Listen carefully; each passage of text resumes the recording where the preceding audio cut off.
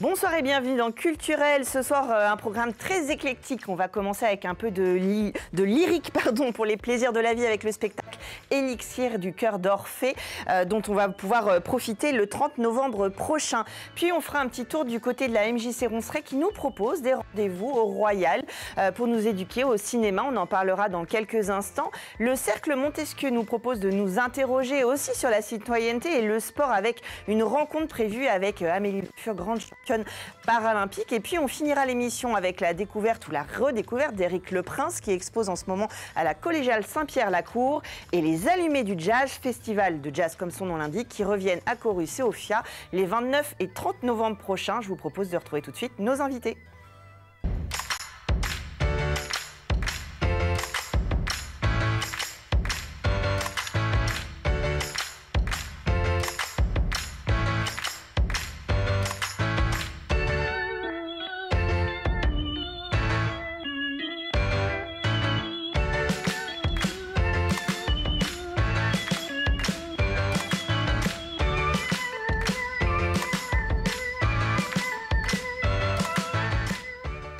Et pour le Chœur d'Orphée, donc, j'ai le plaisir de recevoir Christelle Borins. Bonsoir. Bonsoir. Vous êtes la présidente du Chœur d'Orphée et Jacques Gouin, bonsoir. Bonsoir. Vous êtes comédien pour ceux qui ne reconnaîtraient pas votre visage ou votre voix. Et vous participez donc à ce spectacle. Donc c'est dimanche 30 novembre à 15 h au Saulnières au Mans. Ça c'est pour les infos pratiques. Tant que j'y suis, vous pouvez prendre d'ores et déjà vos places sur Hello Asso en allant sur le Chœur d'Orphée. Alors peut-être juste avant de plonger dans le spectacle, nous redire un petit peu le Chœur d'Orphée qu'on a le plaisir de retrouver évidemment chaque année. Oui, alors le Chœur d'Orphée, donc il a été créé en 1993, donc il n'est pas tout jeune, par Nelly Eusé. Et puis donc depuis 2023, c'est Ada Bonora qui le dirige et qui a créé des spectacles avec le chœur. Alors là, Élixir, si j'ai bien compris, c'est un spectacle inspiré à la fois de textes et d'images, d'éveil des sens, un spectacle lyrique, mais pas que, c'est vraiment un spectacle complet. Oui, c'est une grande fête en fait. Ada s'est inspirée des tableaux de Bruegel pour les costumes et pour imaginer la mise en scène sur une place de village. Et c'est la grande fête au village, et avec des chants très gais, très joyeux, très festifs, qui sont inspiré des compositeurs de Offenbach, Léard, Gounod, Terrasse, Planquette, Farnay. Voilà, on a un pot-pourri d'opérettes et d'opéras de façon très joyeuse qui sont reliés par des textes. Et Jacques, là, peut parler un peu plus des textes. Ah oui, c'est vrai qu'on voit aux images des répétitions, ça a l'air d'être... vous jouez les plaisirs de la vie, mais vous les jouez pas que. On voit que vous prenez plaisir à jouer et que c'est vraiment un moment festif. C'est-à-dire que c'est drôle. Il y a Rabelais, des textes de Rabelais. Il y a, je suis en train de chercher, Ronsard, Baudelaire, notamment sur l'âme du vin. Enfin, ça parle beaucoup. Enfin, Élixir, c'est voilà, c'est un peu l'alcool, c'est la gloire au vin. Tout abus ne doit pas être, je sais plus quoi. Enfin, on ne doit pas trop boire. Voilà. Mais si, c'est à boire sans modération, à voir sans modération. C'est drôle, c'est léger, c'est très plaisant. Il y a des textes qui sont très très plaisants à dire. Non, je m'amuse bien. Je ne chante pas, donc à ce niveau-là, je suis assez relax. Il y a de très jolies voix. Et puis moi, je dis les textes, je m'amuse sur scène. Que demander de plus? Oui, c'est ça. Alors, on parle d'ivresse, comme vous le disiez, mais un petit peu plus largement, de bonne chère, un petit peu d'amour aussi. Donc voilà, il y a des choses qui se partagent à la fois dans les textes et dans les chants. Et c'est ça qui est chouette, c'est de voir justement ces inspirations qui sont depuis la nuit des temps pour les compositeurs ou les auteurs qui là prennent forme dans un seul et même spectacle. Voilà, c'est en fait un grand banquet avec une histoire d'amour au milieu, et puis donc vraiment l'envie de faire la fête et de s'amuser tous ensemble. Alors comment ça se passe? Parce que Ada Bonheur, elle crée comme ça avec des compositions. Comment ça se mêle justement au théâtre, à la mise en scène? Je me rends pas bien compte. Vous êtes combien sur scène? Alors je ne sais pas, le Chœur d'Orphée, vous êtes combien? On est 25. Voilà, donc il y a déjà les 25 à gérer. Donc une trentaine. Et après, il y a les solistes. Et les solistes, là, on est combien? 5? Il y a 5 professionnels. Solistes. Voilà. Bah, appelons ça des solistes plutôt que des professionnels. Et donc le tout, c'est de nous faire entrer, sortir, de donner du mouvement. Et le mouvement sur scène, c'est la vie. Je suis en train de penser, il y a un texte de Georges Sand que j'ai eu beaucoup de mal à me mettre en tête, qui parle de la danse. Donc on est aussi dans une espèce d'ivresse, de plaisir. Il y a la chair, il y a tout ça. Voilà, l'idée, c'est que tout ça, ça traverse. Il y a cette histoire d'amour.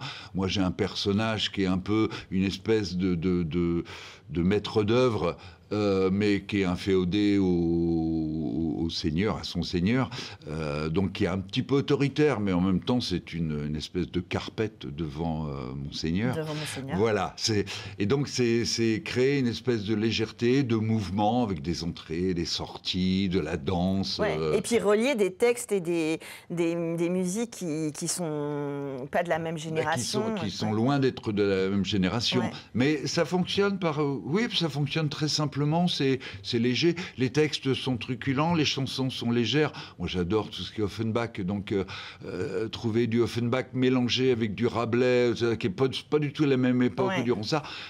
Ça fonctionne. Ouais, ça fonctionne bien. En fait, c'est tous les ingrédients qui fonctionnent dans le lyrique, dans le théâtre classique, l'opérette, etc. Et vous les avez tous mélangés pour ce spectacle d'avant-fête. Donc, il y a un côté très accessible aussi. Et c'est ça qu'on attend aussi avec le Chœur d'Orphée, c'est de se retrouver dans des moments qu'on peut partager en famille. On n'a pas besoin d'avoir des connaissances particulières pour accéder au spectacle. On peut rentrer dedans et prendre plaisir tout de suite. Ah, tout à fait, c'est accessible à tous et justement ça rend la culture accessible à tous parce que c'est très simple et c'est très bien pensé par Ada. Le fil conducteur se suit très facilement. Et donc voilà, et l'objectif c'est de donner le sourire à tout le monde et les gens repartent le cœur léger parce que c'est très festif. Alors déjà, en voyant les photos de vos répétitions, je pense que vous avez bien le sourire, donc ça va forcément être communicatif. Et puis il y a cette histoire de grand spectacle aussi, parce que c'est vrai que à l'opéra ou quand on va voir des chœurs, il y a les solistes et tout ça se mélange pas toujours. C'est parfois plus difficile pour le spectateur, donc c'est vrai que là d'avoir ce fil conducteur de la grande fête, on a l'impression de participer un petit peu et ça, encore une fois, j'invite les gens à aller découvrir justement des textes, des chants, de la musique plus classique ou un chœur. Parfois, on peut penser que ça peut être un peu... C'est très très léger, c'est vraiment ultra léger. En fait, c'est une préparation de fête. On ne sera pas à la fête. Donc en fait, on prépare Noël et les réveillons. On prépare les réveillons avec vous, en fait. Voilà, on prépare avec... Il y a des hauts et des bas. Des fois, on se laisse un peu aller à lever le coude. On est dans la préparation de la fête. Et la fête, elle va avoir lieu tout de suite après. Donc après, c'est Noël, c'est le premier de l'an, c'est tout ce qu'on veut. Voilà. Donc très bien, c'est pile poil... pour les fêtes de fin d'année. Pour les fêtes de fin d'année. C'est très très bien. Ça fait combien de temps que vous travaillez sur ce spectacle ? Alors là, ça fait... On prépare plusieurs spectacles à la fois, mais ça fait une année qu'on travaille les chants. Mais sachant qu'on est sur plusieurs spectacles. Oui, bien sûr, mais là, c'est vrai que ça tombe pile poil, la thématique. Et puis voilà, encore une fois, vous pouvez y aller en famille, vous pouvez y aller avec les enfants. On ne boit pas pendant le spectacle. Il n'y a pas de problème là-dessus. Et puis ça vous fait entendre de jolies voix, un chœur, des textes. Bref, vous avez compris. Il y en a pour tous les goûts. C'est le dimanche, donc 30 novembre prochain à 15h au Saulnières. Et puis on vous a mis la petite adresse de Hello à Dassault, vous allez retrouver le Cœur d'Orphée pour la billetterie, pour prendre vos places. Voilà, on peut aussi aller chez la librairie Tuard et puis à l'office de tourisme. Pour prendre ses places en direct. Voilà. Merci beaucoup d'être venu nous parler de ce spectacle et bonne fête, alors bonne pré-fête avec cet élixir, avec ce spectacle. Et nous, on continue tout de suite dans Culturel.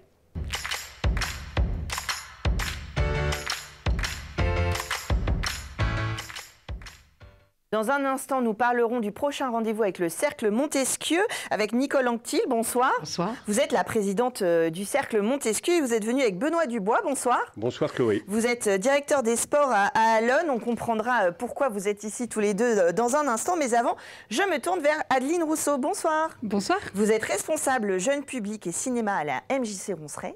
Alors, ça fait un petit moment que vous devez venir en plateau parce qu'il se passe tellement de choses à la MJC Ronceret que le temps que je vous invite en plateau, on est déjà rendu à d'autres rendez-vous. Pour ceux qui n'auraient pas l'habitude forcément de venir en programmation, parce que vous faites aussi des stages, des découvertes, donc voilà, c'est très multi-proposition. Peut-être nous resituer un petit peu la MJC Ronceret ? Oui, bien sûr. Donc, la MJC Ronceret, c'est un équipement qui est dans les quartiers sud du Mans. Donc, on a plusieurs entrées. On a une entrée plutôt atelier, avec des ateliers de pratique artistique. Voilà, ça va de la boxe taille à la poterie, à la zumba. Et puis, on a aussi une salle de spectacle qui s'appelle l'Alambic, qui est dans la MJC, avec une proposition à l'année, avec une saison culturelle qui court de octobre à juin, avec à la fois des propositions professionnelles, des spectacles jeunes publics, voilà, ce dont je m'occupe et que je connais mieux. Mais on accueille aussi des concerts de super format, on a aussi des spectacles tout public, et puis plutôt en fin d'année, tous nos spectacles amateurs avec les ateliers qui viennent montrer le travail produit pendant l'année. Oui, alors c'est justement ça, l'idée aussi, c'est de s'ouvrir, alors en dehors de ceux qui font des ateliers qui bien sûr connaissent et vont venir voir leurs petits amis, voilà, etc. Voilà, vous pouvez venir évidemment à l'Alambic et profiter de ces espaces. Et puis, c'est vrai que vous organisez des actions un petit peu partout, c'est ça, et notamment un partenariat avec le cinéma Le Royal. Oui. En fait, le cinéma Le Royal est le dernier cinéma de quartier du Mans, voilà, qui est aussi dans les quartiers sud, donc sur l'avenue Félix Génesley. Et en fait, ce cinéma fonctionne avec 3 partenaires, la ville du Mans, à qui appartient les Murs, qui nous soutiennent aussi logistiquement et financièrement. L'association Cinéambule, qui est donc l'exploitant du cinéma, qui a le lien avec les distributeurs de films. Et nous, la MJC, en fait, on est missionné en fait pour s'occuper de la communication du cinéma. Donc une communication qui est numérique, mais aussi on sort plus de 1000 programmes par mois. Et puis on s'occupe aussi de toute l'action culturelle du cinéma. Donc on déploie deux actions un peu phares, on va dire. Les rendez-vous du jeudi. Donc comme son nom l'indique, on se retrouve une fois par mois le jeudi pour un film et quelque chose, une thématique particulière. Et puis les premières séances le dimanche matin, voilà, avec l'idée de faire découvrir, en fait, de faire vivre aux enfants leur première séance de cinéma, mais de manière adaptée en termes de contenu, de durée, d'ambiance, voilà. Alors c'est vrai que si vous ne connaissez pas le cinéma Le Royal, allez découvrir ce cinéma de quartier qui en plus reste accessible. Du coup, on n'est pas du tout sur les mêmes tarifs que les grands cinémas. Voilà. Donc on n'est pas dans la même ambiance et dans la même proposition. Alors les premières séances justement, c'est pour les petits, tout petits, ça dépend des films là. Le dimanche 7 décembre, le prochain rendez-vous, c'est à partir de 3 ans. Donc c'est vraiment adapté. D'ailleurs, il y a 2 séances à 10h et 11h15. Donc on imagine bien que c'est pas un blockbuster d'1h30. Tout à fait. Non, l'idée, c'est vraiment c'est vraiment, comme son nom l'indique, c'est ma première séance. C'est que les tout petits, à partir de 3 ans, puissent vivre avec les adultes qui les accompagnent, famille, parents, grands-parents, voilà, leur première séance dans des bonnes conditions. Donc là, au mois de décembre, voilà, c'est notre séance un peu phare avec le rendez-vous pour Noël. Donc là, on rediffuse Monsieur Bout de Bois, qui est un programme de court-métrage tout à fait chouette par un studio de production anglais. Et on fait un petit goûter entre les 2 séances. C'est aussi quelque chose auquel on tient, c'est un peu notre marque de fabrique. On a toujours ce petit temps de goûter parce qu'on veut remettre de la convivialité aussi et de la rencontre. Voilà, justement, c'est ce qui fait un peu peut-être notre ADN aussi, d'avoir ce temps d'échange, de rencontre avec les familles. On prend le temps. Voilà, et pour les tout petits, on pense que c'est important de prendre ce temps. Alors, c'est tout simple, hein, c'est un gâteau qu'on partage, un gâteau fait maison par les bénévoles de la MJC. lycée. Mais pour le coup, on débrief avec les familles, on parle et ce temps-là, il nous paraît précieux. C'est important aussi à l'heure du tout écran où les enfants sont très vite sur des écrans et consomment, on va dire, de l'image plutôt que vraiment des histoires. Là, on est sur une proposition que vous leur faites, vous le disiez, avec cette histoire. Moi, je trouve ça super, cette histoire de Monsieur Bout de Bois qui est pris pour un vulgaire bout de bois par un chien. Comment est-ce possible? Mais justement, c'est souvent des sujets qui sont abordés. Il y a plusieurs niveaux de lecture, donc en fonction de l'âge de l'enfant, on peut passer aussi des petits messages qui vont avec. Oui, tout à fait. Et puis c'est vraiment essayer de leur montrer aussi des choses qu'ils ne verraient pas forcément à la télé ou sur les plateformes qu'on connaît tous. L'idée, c'est vraiment d'avoir des contenus qui sont adaptés à leur âge en termes aussi de temps d'images par seconde. Enfin, c'est des courts-métrages qui sont plus lents. Nous, la lumière du cinéma, on va la baisser plus doucement que dans une séance classique où le son est moins fort. L'idée, c'est vraiment s'adapter. Voilà, les écrans, ils sont là. On va pas faire sans. Mais par contre, nous, notre travail en tant qu'éducation à l'image, c'est vraiment de les accompagner à ce que ça soit bien fait et que ça soit aussi un temps partagé avec les adultes. C'est qu'on les colle pas devant un écran, mais c'est bien un temps partagé et qui reste un temps de culture et pas que de loisirs. C'est ça, on va au cinéma et ça fait partie de la culture et c'est pour ça d'ailleurs que vous êtes là ce soir. Et puis le 11 décembre, alors ça c'est les rendez-vous du jeudi, donc je vous donne une petite dérogation. Si vous voulez aller au rendez-vous du jeudi, vous pourrez regarder l'émission en replay.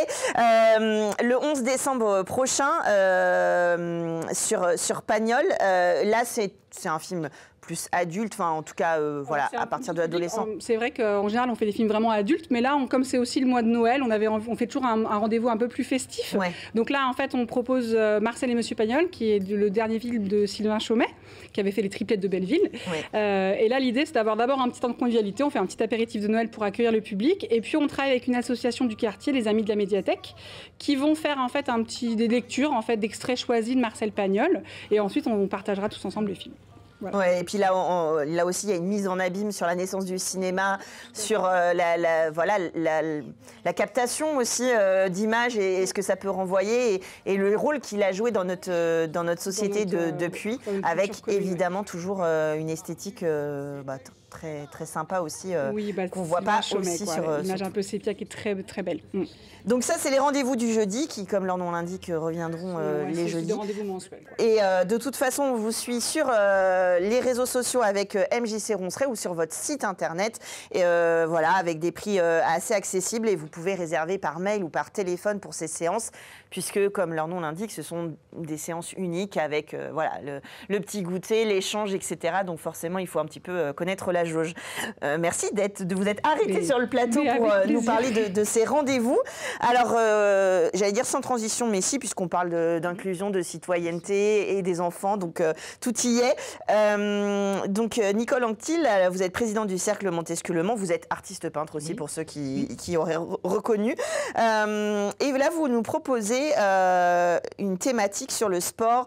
Alors, le sport, mais aussi, d'ailleurs, c'est le titre, levier d'émancipation, d'inclusion et de citoyenneté. Donc, on est sur une conférence, une interrogation, une discussion autour justement du sport en général. Alors j'avais eu cette idée l'année dernière, juste après les Jeux Olympiques et Paralympiques, qui avaient vraiment eu un succès absolument extraordinaire. Oui, et je me suis dit, on va peut-être trouver un moyen, trouver au moins un intervenant ou une intervenante pour nous dire qu'est-ce qui se passe aujourd'hui. Est-ce que on a avancé par rapport, bien entendu, au sport et au handicap. Et puis, grâce à Benoît, j'ai eu le contact avec Marie-Amélie Le Fur, contact tout à fait extraordinaire, et c'est elle qui a réfléchi à un autre sujet en ouvrant finalement le sujet, et c'est pour ça que l'on a le titre qui est beaucoup plus intéressant finalement, le sport, levier, et ça rejoint bien entendu vos activités également, le sport, levier d'émancipation, d'inclusion et de citoyenneté. Donc vraiment, c'est un sujet qui est tout à fait le sujet pour le Cercle Montesquieu, puisque l'on parle bien entendu de citoyenneté. Alors, Marie-Amélie Le Fur, pour ceux qui n'auraient pas en tête, elle est championne paralympique. Elle a eu 9 médailles, je crois, au JO. Donc, évidemment, elle est très engagée aussi. Donc, c'est évidemment une chance aussi de pouvoir échanger, enfin entendre ce qu'elle va répondre à ces questions au-delà de ça. Et puis justement, c'est une approche pour peut-être joindre des gens qui pourraient réfléchir à la condition du sport, de ce qu'on voit, de ce qu'on pratique, au-delà de ce qu'on peut voir dans les médias. Et justement, Benoît Dubois, vous êtes directeur des sports à Allonnes. Alors est-ce que vous avez déjà une petite idée, des petits éléments de réponse sur le sport? Déjà, notamment par rapport aux JO, est-ce que ça a eu une influence sur les pratiques aujourd'hui ou est-ce que ça y est, le soufflet est déjà retombé? Je ne voudrais pas faire la conférence en avance, mais c'est vrai qu'il y a quand même une déception, puisque ça fait un peu comme si c'était one shot, quoi. C'est-à-dire que ces Jeux ont été un succès... ont eu un succès extraordinaire, tout le monde l'a reconnu, hein, en France et à l'étranger. Mais alors maintenant, comme le disait Nicole, on a parlé d'état de grâce et de parenthèse enchantée. Alors désormais, la parenthèse, elle est refermée. Est-ce que la France va être capable de jouer les prolongations? De même, qu'est-ce qu'on va faire de ce succès extraordinaire? C'est la question qu'on va poser lors de cette conférence. Quid des financements? Quid des infrastructures? Quid du développement des pratiques? Toutes ces questions, on va les poser. Et puis, on va aussi interroger Marie-Amélie, qui est une très grande championne, qui a un parcours extraordinaire par rapport à un accident de vie qu'elle a eu à 15 ans, un accident de scooter.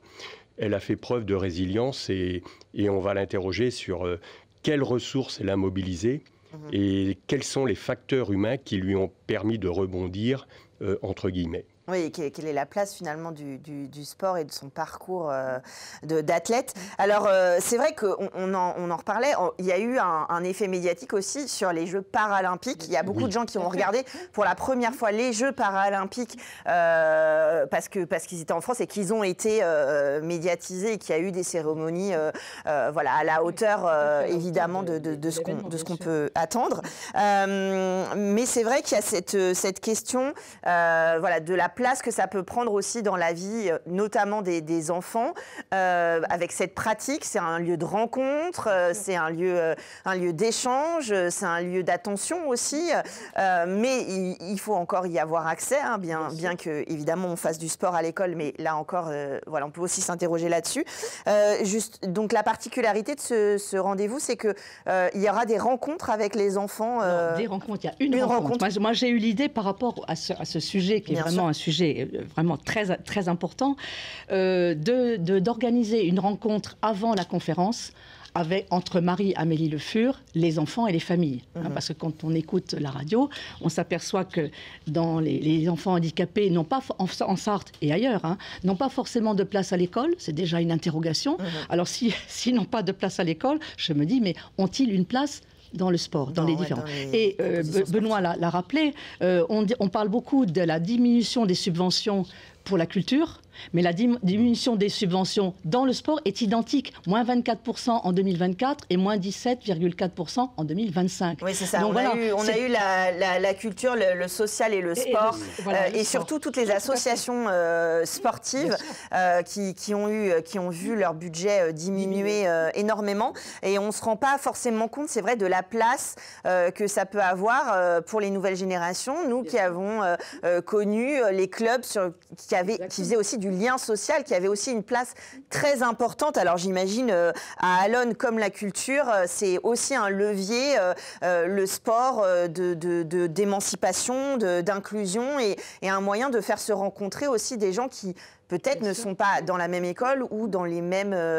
les mêmes cercles. Bien entendu, parce que depuis 1977, il y a eu un choix des municipalités depuis 1977 et jusqu'à aujourd'hui d'investir énormément dans le sport et la culture. Hein. Les deux sont complémentaires, il ne faut pas les opposer. Et en même temps, oui, il y a eu un investissement très très fort. Donc le cas d'Allonnes, c'est un cas à part, parce que c'est vrai qu'il y a une véritable politique sportive avec des moyens qui sont mis Et tout le monde le reconnaît. Les sportifs aiment la ville d'Allonnes.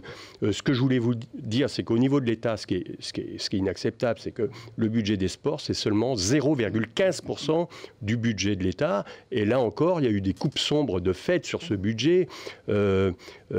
C'est pas cohérent. Je vois pas les explications, quoi. Alors, en même temps, le sport, c'est devenu un véritable phénomène de société aujourd'hui. Et la société aime à s'identifier au sport. Le titre de notre conférence, c'est parce que aussi la vie sportive est fortement ancrée dans la société et elle y apporte ses vertus. Intégration, inclusion, respect de l'autre, égalité des chances, santé, mais au final, 0,15% du budget de l'État vers le sport. Je veux dire, ce qui est quand même très regrettable, vous m'avez posé la question tout à l'heure, moi j'aurais cru qu'on aurait profité, les politiques là-haut de Paris, des JO, pour avoir un véritable projet de société en matière sportive. Puisque mon avis personnel, je vais vous le donner, c'est que la France, malheureusement, ce n'est pas une nation sportive. C'est une nation de champions, mais pas une nation sportive, de pratique de tous les jours. Et ça, c'est bien malheureux, puisque aujourd'hui, on sait que lorsqu'on fait du sport, on se sent mieux, quoi. Oui, c'est ça. On est mieux dans la vie. C'est un déclin au même titre que d'autres droits sociaux ou la culture, comme vous disiez, qui sont complémentaires. Et puis, là, on parle d'une championne paralympique, du regard, parce qu'on sait bien que les jeunes enfants se projettent sur les grands sportifs, sur les champions, comme vous dites. Et donc, ils ont un rôle à jouer dans notre société, même sans le vouloir. De toute façon, ils prennent la place dans les médias et auprès même des plus jeunes. Ils prennent tellement la place, ce sont des locomotives, hein, entre guillemets, que Marie-Amélie Le Fur est présidente du comité paralympique français, mais elle a aussi été nommée présidente de l'Agence nationale du sport. Et alors que c'est une para-athlète, quoi. Donc, c'est aussi on a choisi, entre guillemets, cette athlète parce qu'elle a une action dans le service public. Et c'est quelque chose qui est extrêmement important. Et je voudrais ajouter qu'elle a, avant son accident, elle était déjà engagée dans les pompiers volontaires, dans sa petite commune au nord de Tours. Et donc, elle a une philosophie du sport et je dirais du dépassement de soi qui est tout à fait extraordinaire. Donc, c'est pas simplement, je dirais, une championne extraordinaire, mais c'est aussi une femme très, très intéressante. Très engagée. Elle se dit elle-même, on voulait dire une femme puissante, elle a dit non, pas une femme puissante, mais une femme inspirante et engagée. Et je crois que c'est quelque chose qui est extrêmement important. Bon, on lui en fera parler, et puis c'est bien parce qu'elle va recevoir des enfants et des familles un peu avant la conférence. Et là, je pense qu'on va au-delà, bien entendu, du sport, parce que c'est une personne tout à fait c'est ça. Alors unique, c'est vrai que enfin moi je connaissais pas forcément très bien son parcours, et en préparant l'émission, on parle autant de sport que justement que d'égalité, que d'émancipation, que de citoyenneté. Donc c'est vrai que c'est un vecteur, hein, comme la culture, je le répète. Et là, ce soir, c'est important, je trouve, justement, dans une émission culturelle locale, de s'interroger tous, de ne pas laisser ça, justement, tout en haut, à Paris, aux JO et aux médailles, mais de s'interroger sur cette pratique-là, et même en tant que parent, en tant que citoyen d'une ville, de voir le lien qui peut être fait aussi avec ces associations, et bien sûr les soutenir, parce que comme les actions culturelles, les associations sportives ont besoin de soutien, de mécènes bien sûr, mais aussi de bénévoles pour tenir les différents événements. Sans les bénévoles, il n'y aurait pas de sport. Voilà, pas de culture non plus. La culture, ça, exactement. Et ça aussi, ça pourrait être un autre sujet. Je pense que vous pourriez faire un sujet au Cercle Montesquieu sur le bénévolat, mais c'est une toute autre histoire, mais c'est aussi quelque chose qui évolue beaucoup dans notre vie d'aujourd'hui. Mais je voulais juste ajouter que la rencontre avant la conférence est organisée entre le Cercle Montesquieu et le service de la ville du Mans, enfance, jeunesse et sport. C'est important, ils sont impliqués et ils ont trouvé, on a une liste de participants déjà à cette rencontre. Et tout se passera, on ne l'a pas dit, au Forum des Quinconces. Voilà, au Forum des Quinconces. La rencontre avant se passe au Carré Rouge, au premier étage du théâtre des Quinconces, et puis la conférence à partir de 18h30 jusqu'à 20h30 au Forum des Quinconces. Donc on attend des nombreuses inscriptions. On a déjà beaucoup de monde inscrit, mais il y a encore beaucoup de place. Allez voir le programme sur le site internet du Cercle Montesquieu et puis vous pouvez réserver pour la rencontre ou justement s'assurer, mais venez, il y aura de la place au forum, il y a la place pour recevoir. Merci beaucoup d'être venu nous parler de ce sujet à partager au plus grand nombre. Et puis, on n'oublie pas d'aller faire un petit tour au Royal. Je vous invite à découvrir ce cinéma avec les propositions de la MJC Ronceret. Vous viendrez nous parler des prochains événements. On va continuer avec d'autres propositions tout de suite sur le plateau.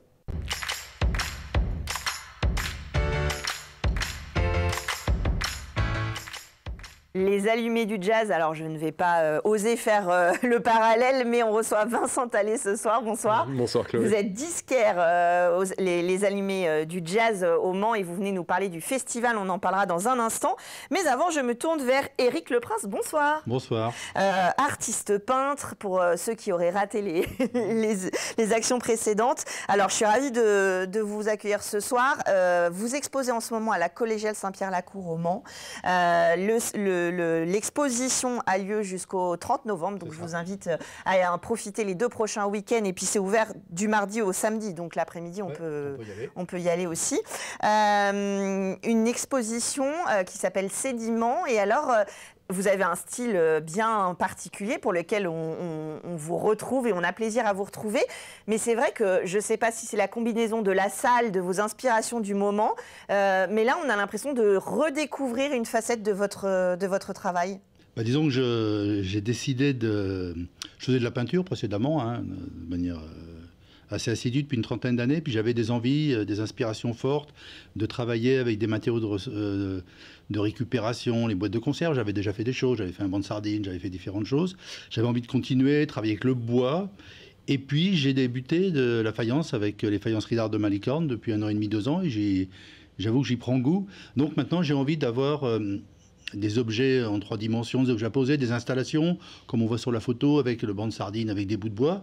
C'est une autre façon de m'exprimer. Je me sens peut-être plus libre, arrivant à un âge vénérable, après quelques ennuis de santé, peut-être aussi. Ça m'a brisé peut-être une barrière. Je me dis, tiens, j'ai envie de faire ça, c'est maintenant. Et donc, la salle, en plus, s'y prête. Parce que la collégiale, j'avais exposé il y a 5 ou 6 ans. Les murs sont grand, beau, mais pas facile. Puis il y a ce centre. Je me dis, je vais essayer d'occuper le centre. Oui. Et j'ai créé tout un parcours, en quelque sorte, où interagissent des éléments extrêmement différents, précieux, bruts, du bois, vraiment.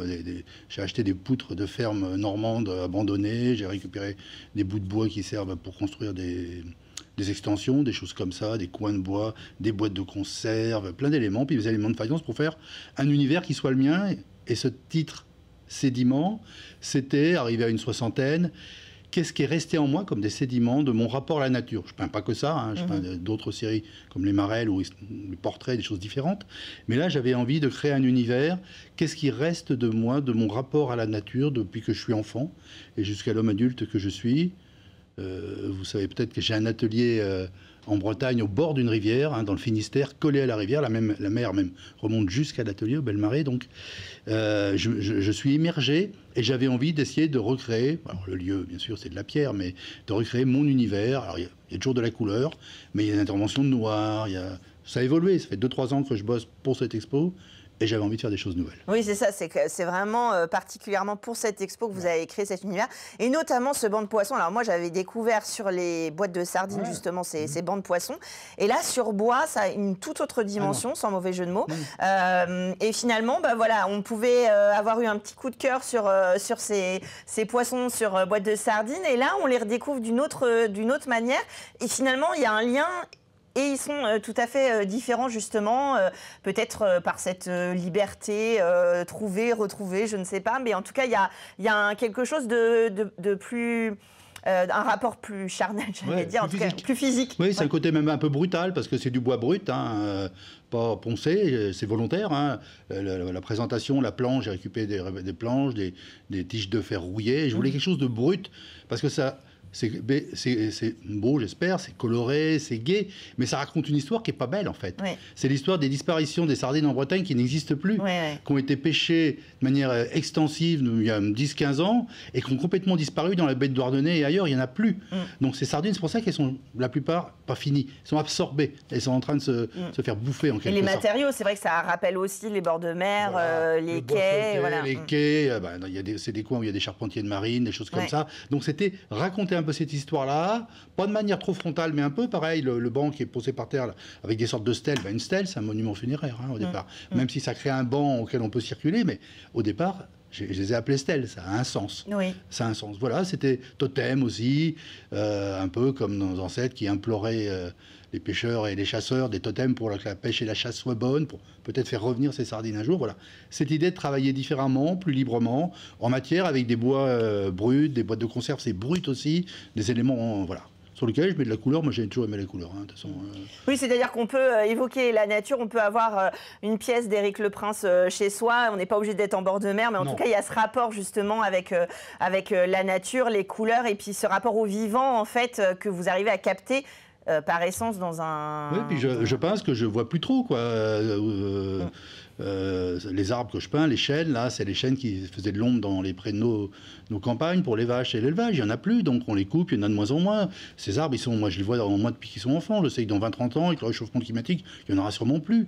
Donc les plantes, les cigus, aussi au bord des rivières, ce côté un peu majestueux de ces plantes que j'aime bien peindre, parce que c'est comme le blanc, le noir, il y a un contraste fort. Et puis il y a un alchimiste que j'aime bien qui s'appelle Jacob Böhm, là, du 15e, je crois, qui disait le bien, le mal et l'un découle de l'autre. Moi je fais le blanc, le noir et l'un découle de l'autre, ou le noir et la couleur et l'un découle de l'autre. Travailler sur la complémentarité des choses, que les choses s'imbriquent. Ces fleurs qui sont belles, qui sont blanches, elles font un poison terrible. D'ailleurs il y a quelqu'un qui est mort il y a un an à Rennes, qui s'était trompé, qui a mangé de la ciguë, au suivant. Donc voilà, chercher la beauté ailleurs, avec mon regard, avec ma sensibilité, et puis essayer de créer un univers. Et je crois que les gens s'y retrouvent. Il y a pas mal de spectateurs qui viennent, il y a des bons retours, et on rentre dans un univers. Puis le lieu de la collégiale s'y prête. C'est ça, c'est pour ça que je vous invite vraiment, même si vous connaissez déjà son travail, de venir à la collégiale, parce que c'est immersif, même si le mot est un peu galvaudé, mais en tout cas, voilà, on a une rencontre avec ces œuvres-là, et c'est pour ça, c'était travaillé pour cet espace-là, qui est un joli espace qui est sous les escaliers qui mènent à la place de la mairie du Mans, pour ceux en face de l'école des Beaux-Arts. Pour ceux qui chercheraient, c'est gratuit, on peut passer y repasser. Je serai présent samedi après-midi parce que j'ai des jours de permanence. Samedi après-midi, 15h30 ou 15h, 17h30, j'y serai si vous voulez me rencontrer. Donc, des gens qui aiment bien échanger, c'est agréable. Exactement, comme ça on peut aller voir votre travail et vous rencontrer, en parler avec vous, parler de la nature et de tout autre sujet autour de cette exposition Sédiments, dont le court extrait de l'affiche ne fait pas forcément honneur au contenu, donc c'est bien de vous donner envie d'y aller. Merci beaucoup d'être venu. Merci. Vous avez encore une dizaine de jours de week-end pour profiter de cette exposition. Sans transition, les Allumés du Jazz font salon, 2e édition, Vincent Allais. Donc, vous êtes disquaire. Les Allumés du Jazz, c'est notamment un disquaire au Mans. Oui, notamment. Alors à la base, c'est même une fédération de producteurs et productrices de disques indépendantes. Donc des gens qui se sont réunis il y a maintenant 30 ans, puisqu'on fête les 30 années de l'association, donc en 1995, pour défendre la production de disques jazz en physique de manière indépendante et soutenir la création artistique. Alors évidemment, c'est une tâche qui est devenue de plus en plus ardue avec le temps. Alors évidemment, il y a la numérisation, l'IA, etc. Ce sont justement des sujets que vous abordez lors de ces 2 jours. Donc c'est le 29 et 30 novembre, c'est au FIA et à Chorus. C'est une salle qui est au-dessus de la Visitation. Ouais. Et le FIA, vous passez par la Visitation et c'est un fonds international d'art actuel, vous le savez, si vous regardez régulièrement Culturel. Et du coup, il va y avoir des disquaires justement qui seront présents pour l'occasion. Donc si on aime encore l'objet physique, on va pouvoir en profiter. Il y aura des conférences et bien sûr des concerts. Évidemment, c'était le but en fait. Faire ce salon, c'est vraiment proposer aux maisons de disques qui travaillent avec nous, au label, de pouvoir venir présenter leur stock, leurs disques, les choses qu'ils ont produites au cours des dernières années, des derniers mois, même des dernières semaines, s'il y a des choses vraiment beaucoup plus récentes, enfin des dernières sorties. Leur proposer de venir faire ça et de le présenter aux gens aussi, qu'il y ait une interaction avec le public. C'est l'occasion de parler de comment est-ce qu'on crée un disque, des problématiques qu'on rencontre quand on a envie de produire en physique, quand on a envie de produire de manière indépendante. Et c'est vrai que le FIA, ça a été une bonne idée et je pense que ça va rendre très bien parce qu'on a quand même un cadre qui est assez joli. Bien sûr. C'est de pouvoir faire ça là-dedans, c'est quand même très chouette. Et pourquoi la salle Chorus ? Il y a quand même une certaine proximité entre la salle Chorus et le jazz, puisqu'il y a des concerts de l'Europa Jazz qui ont eu lieu pendant des années dans la salle Chorus. Exactement. Et puis, elle est quand même tout juste à côté du FIA, donc les gens vont pouvoir faire la navette entre les deux salles et aller se balader. Il y a une ambiance un peu club de jazz, on va pas se mentir, dans la salle Chorus. Bon, elle était faite aussi pour ça, mais c'est vrai qu'au Mans, voilà, ça résonne, sans mauvais jeu de mots, encore une fois, assez particulièrement. On est très proche de la scène, et puis il y a cette ambiance un petit peu club à l'ancienne qui revient. Alors justement, vous êtes disquaire, vous faites venir des disquaires, il y a des concerts, des conférences sur ça.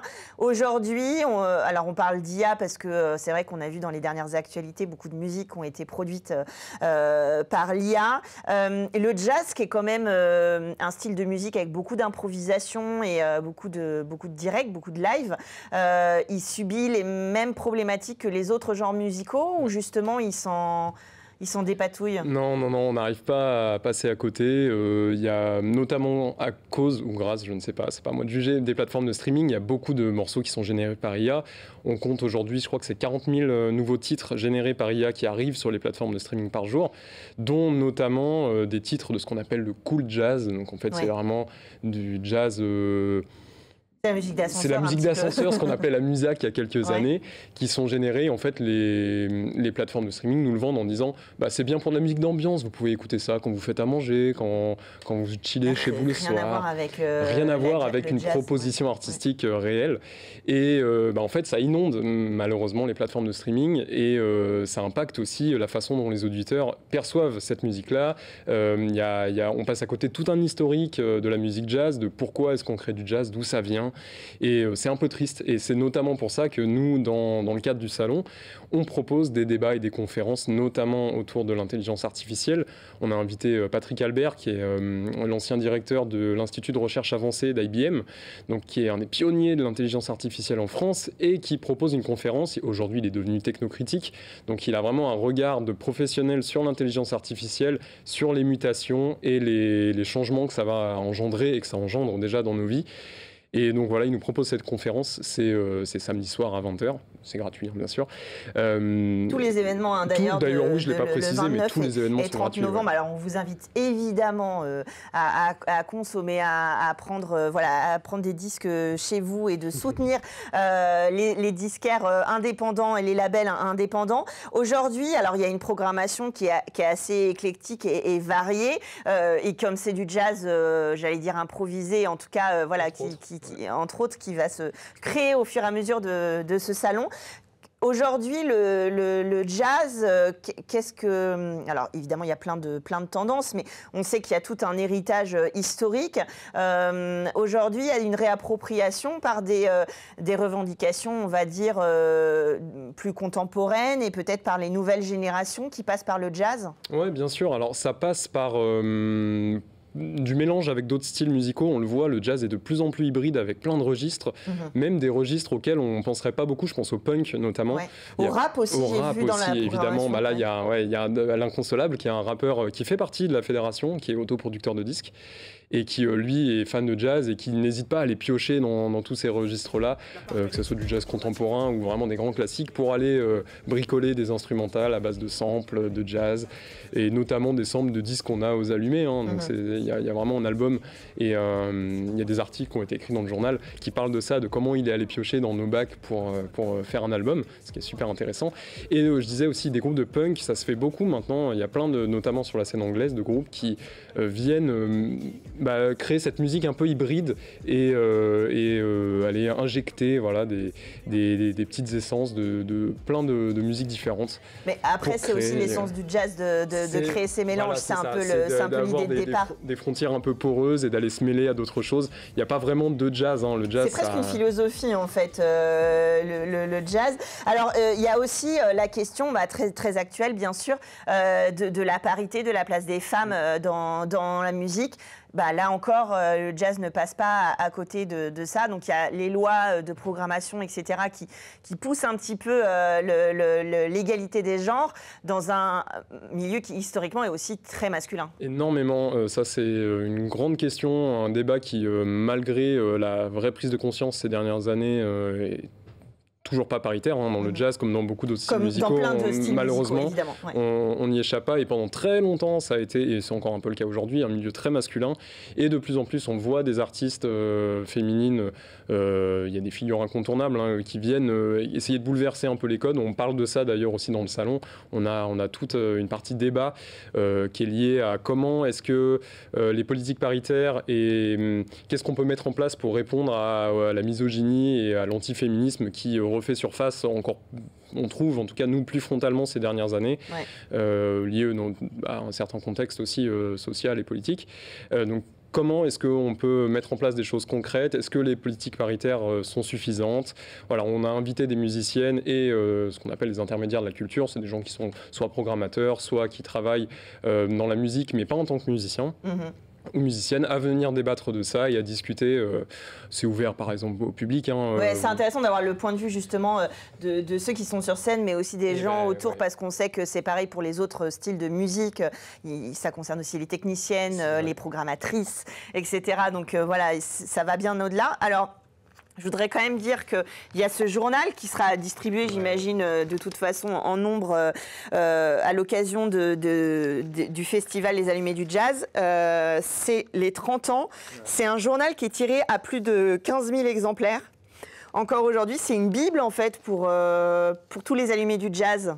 Pour tous les gens qui aiment le jazz, en tout cas, un peu, ça fait quasiment 30 ans que le journal est tiré, 15 000 exemplaires. C'est un journal qui est gratuit, c'est important de le préciser aussi. Si vous avez envie de le recevoir chez vous, vous avez juste à vous inscrire sur notre site et vous le recevez dès qu'il y a une parution. C'est un journal qui est hyper important pour l'association parce que ça rassemble un peu tous les combats ou les choses qu'on a envie de montrer. C'est un vecteur de communication et de découverte aussi, parce que c'est vrai que on n'est pas obligé d'être fan de jazz pour s'intéresser à ces questions-là. Et justement, le journal, alors selon les articles et un petit peu selon les sujets, reste accessible au plus grand nombre si on a simplement la curiosité de s'interroger sur ce style musical. Bien sûr, en fait, le journal, il traite de jazz, évidemment, il y a une partie, mais il traite de la musique aussi de manière assez large. Il y a tout un dossier sur l'intelligence artificielle, sur les plateformes de streaming. Et ça c'est pas propre au jazz, c'est vraiment sur tous les styles de musique. Ça traite de société, il y a des tribunes. Donc c'est un journal qui a quand même qui est engagé, en tout cas sur certains combats, et que nous, on a vraiment plaisir à défendre et à distribuer à qui a envie de le lire, tout simplement. Donc vous pouvez le retrouver évidemment à la boutique. Vous pouvez suivre Les Allumés du Jazz et vous inscrire sur le site internet pour recevoir ce journal. Les Allumés du Jazz font salon. C'est le samedi 29 et le dimanche 30 novembre prochain.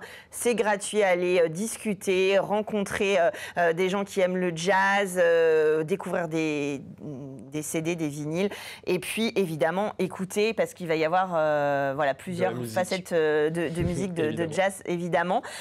Et puis on vous retrouve la boutique. Alors j'ai pas l'adresse en tête. La boutique, elle est 2 rue de la Galère. Elle est pas très loin d'ici. Elle est juste à côté d'ici. Voilà, je sais pas pourquoi je ne veux pas retenir ce nom de rue, mais 2 rue de la Galère. Il y a un feu, donc vous la voyez, vous connaissez Les Allumés du Jazz, et évidemment je ne peux que vous encourager. Là, on arrive dans les périodes de fête de Noël, faites des cadeaux physiques et travailler avec des indépendants qui, pour leur permettre de vivre et de continuer à faire de l'art, de la culture, que ce soit dans les arts visuels, les arts musicaux.